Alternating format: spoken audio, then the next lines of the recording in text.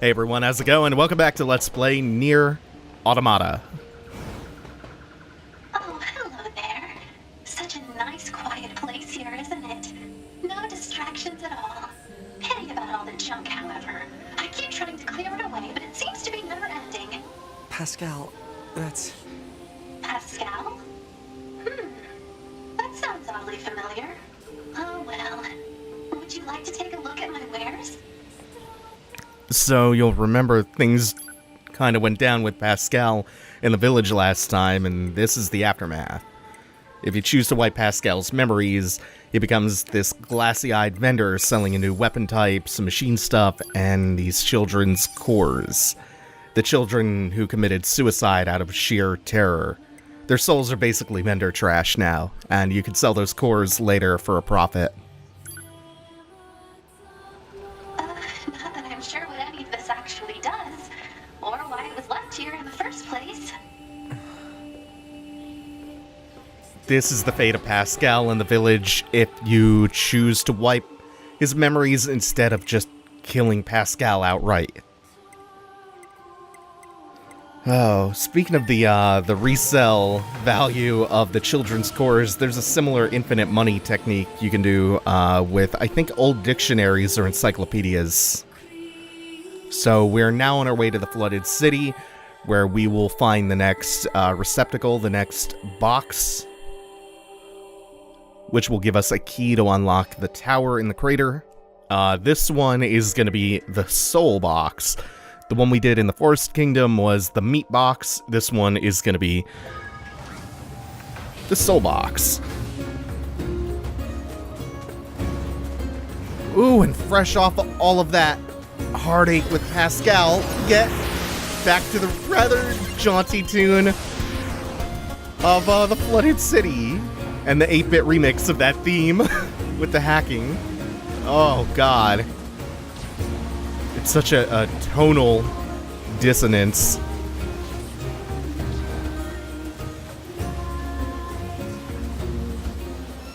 Hello. This is the Resource Recovery Unit. Now activating defense mode.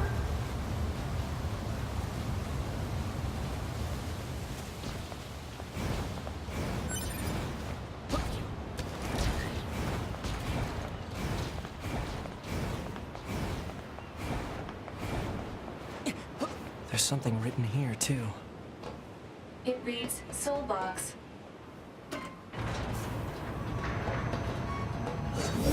So if the meat box was all about this physical, visceral combat that 9S doesn't really excel at, the soul box is all about hacking into cores, which are basically machine soul analogs.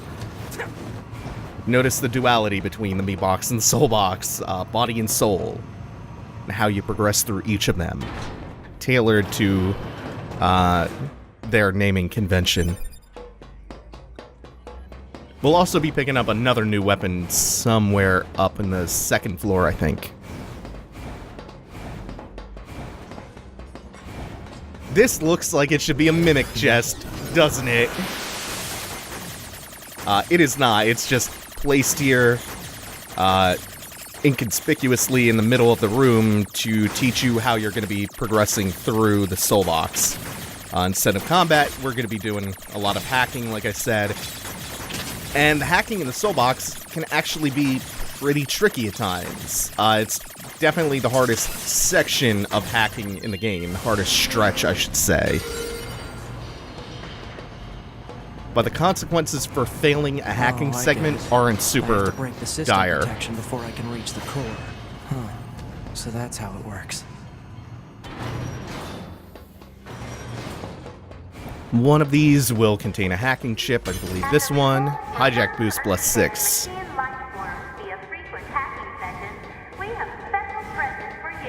And this one contains a new weapon called Faith. Now they're just messing with us.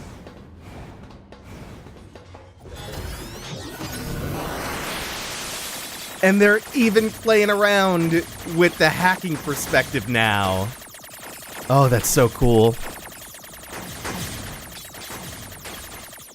Just like how you would sometimes get you know, these 2D segments or these side-scrolling bits or top-down segments in normal gameplay. We get different perspectives, more pulled-out perspectives here in the hacking in the Soulbox.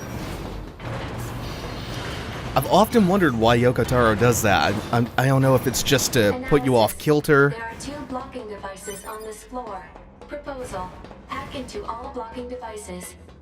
I don't know if there's something more to it, like a more subtle visual language. And if that's the case, like, what that subtext is trying to convey. I think it might just be to put you off kilter. Like, I understand the purpose behind, like, the bullet hell segments. It was a budget thing back in Nier, I think I mentioned previously, to spice enemies up without having to add a lot of flashy effects or a lot of extra elaborate animations. But the perspective changes, I'm not as sure about the reasoning behind. Oh, this is a tricky little room, especially because if we graze the outer edges, we will get lit up.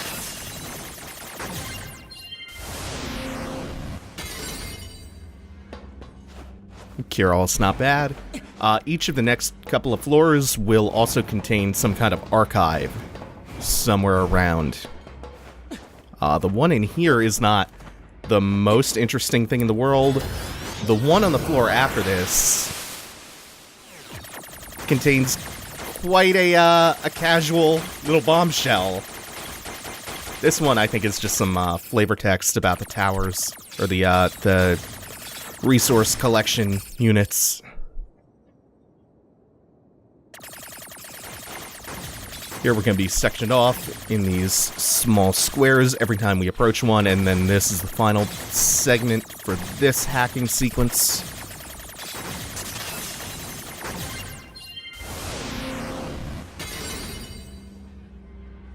Okay, I thought that was just 10,000 gold for a second. The tower facility processing computerized resources sent by the recovery units. Yeah, just a little bit of background information on the towers and the systems. This huge structure is some kind of launch platform. A structure that size could probably shoot something into space pretty easily. So this is some kind of cannon aimed at the human server on the moon? Insufficient data. Cannot confirm or deny. Damn it. And yeah, that's the major takeaway from that.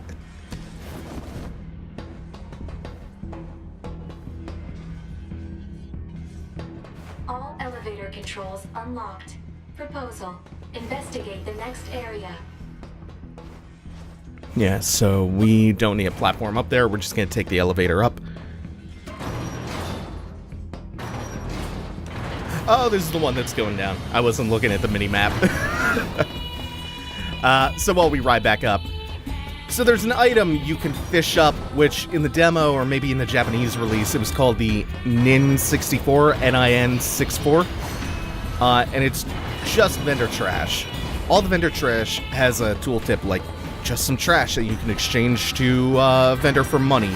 Because that's how they let you know that you don't need to hang on to that item for upgrading. Like, it's not an upgrade material, it's just to sell. There are 3 blocking devices on this floor. Yeah, and I hack into all of them, right? That NIN64 is a reference to the MIM, the MIM64, which is like a Stinger missile. The icon is even a rocket launcher. Part of this game's themes, which eventually we'll talk more about, have to do with various forms of warfare.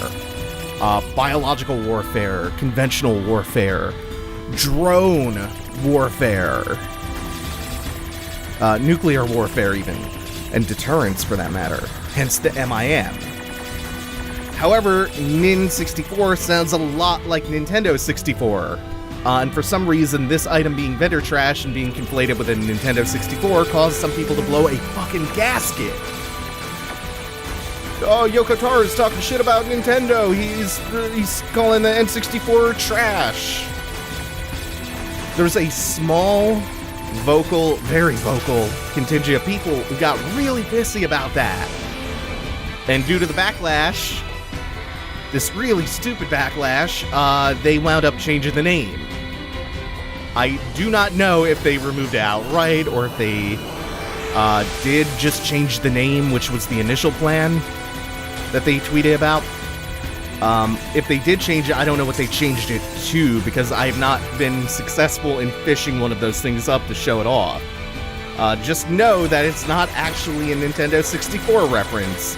And even if it was, who fucking cares? Because an N64 that you fish out of a pond in the year 11,000 AD would be trash. And then again, maybe it's a compliment. Maybe it's speaking to the excellent build quality of Nintendo products, which are notoriously unfucking killable. That it would still be even remotely intact 11,000 years, 9,000 years in the future. Oh, the whole thing was really stupid. I believe we still have one of these left to go. And this one was, I think, the hardest one on this floor. But it's also the one that will give us a little bit of interesting insight. Now, to just find it, we should be able to hop that. Yeah, good. I think I missed one over here.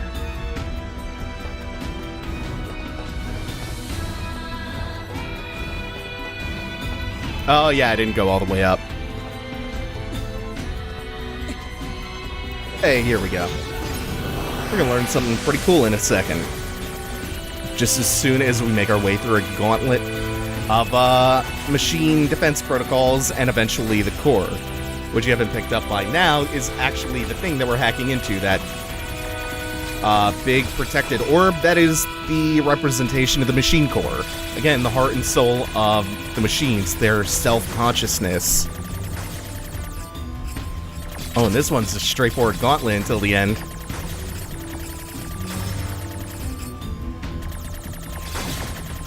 And then it devolves into complete goddamn chaos. Luckily, it's very open around here. Remember, if you do fail a hacking sequence, all that happens is you take a couple of hits, and then you get thrown out and you have to start over, and 9S will take a small chunk of damage. So it's not like the consequences are that dire. The following document details the final stages of Project Yorha. This is very confidential. Each Yorha unit is equipped with a black box, an item created by reusing the core of a machine lifeform. As such, it could be said that the consciousness of Yorha units and machine lifeforms share the same structure. Said black boxes were installed after determining that it would be inhumane to install standard AI in androids that are ultimately destined for disposal. For the record, malfunctioning black boxes have caused some Yorha units to turn hostile. That's a very casual reveal of something really important. The Yorha black box circuitry. It's made from cores from the machines? No, that can't be true. And it continues 9S down the path of just having his whole worldview upended repeatedly. He's such a tragic figure in this story.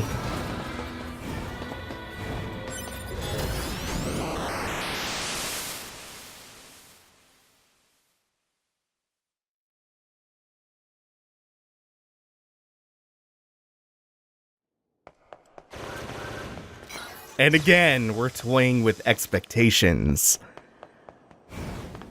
This isn't an abstract representation of us in hacking space. My body. Those are my memories. Oh! This is so fucking good.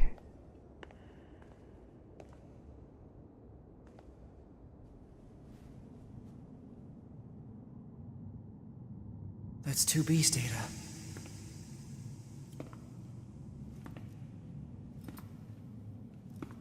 I know these are just memories. But still.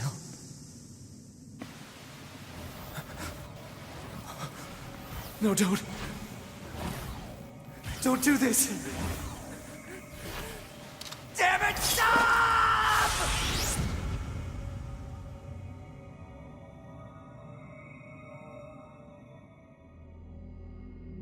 Stay the hell out of my goddamn memories! These belong to me and me alone!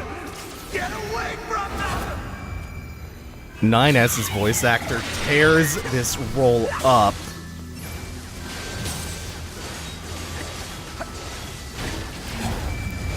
I guess this is kind of our golem enemy for the game, isn't it?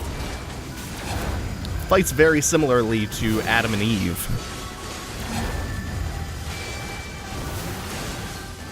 So much so that I think that's just reusing the animation rigging.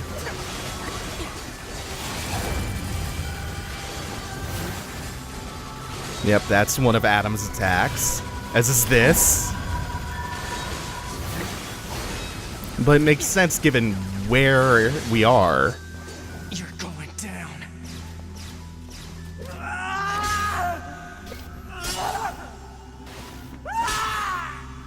They're mine! My memories! You hear me?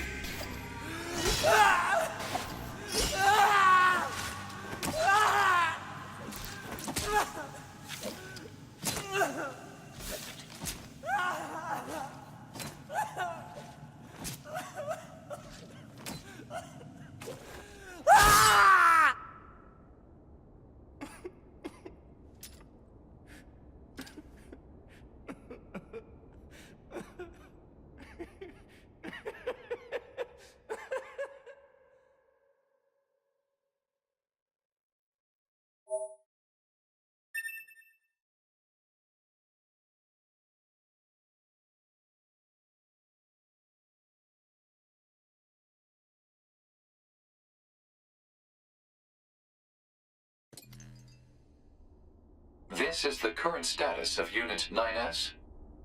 Affirmative. His mental state has become dangerously unstable. Action must be taken immediately. I noticed something while providing support to A2. Enemy machine lifeforms have begun sharing data with each other. We'd better look into that.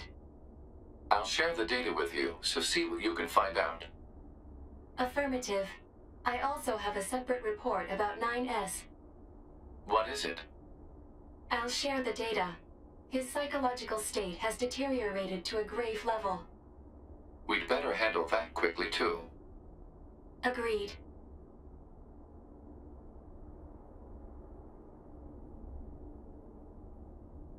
Not sure what we should do, however. Agreed. Proposal. Rest, combined with data checking and maintenance. Agreed. I will make the suggestion immediately.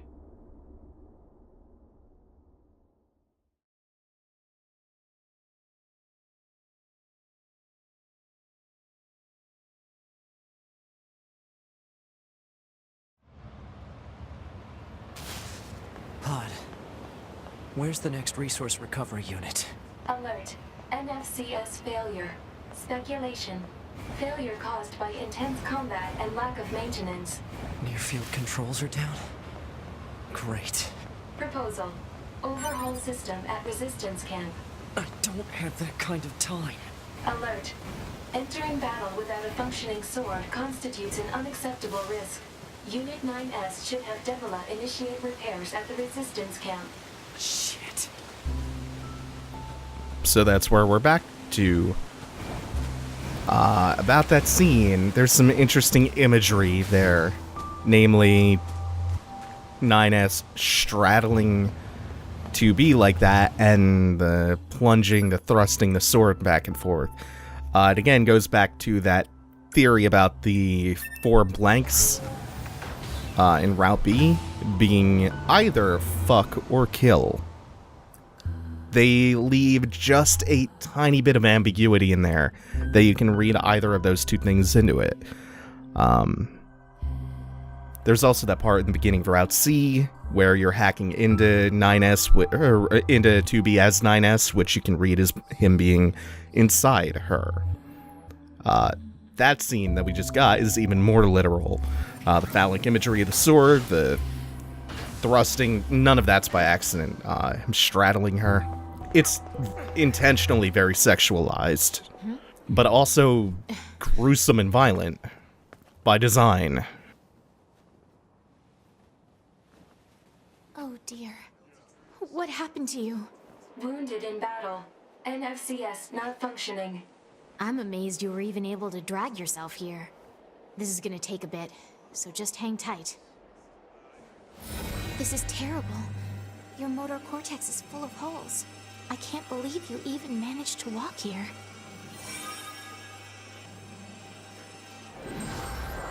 All right, you're all good.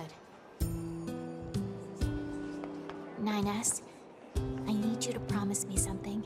Don't die alone. I don't think 2B would want that either. I know. Now that we're all repaired, we are going to go after the next God. Mark the unit next in resource recovery unit the on the amusement map. park, which we'll do next time. Thanks for watching, everyone. Take it easy. Have a good one.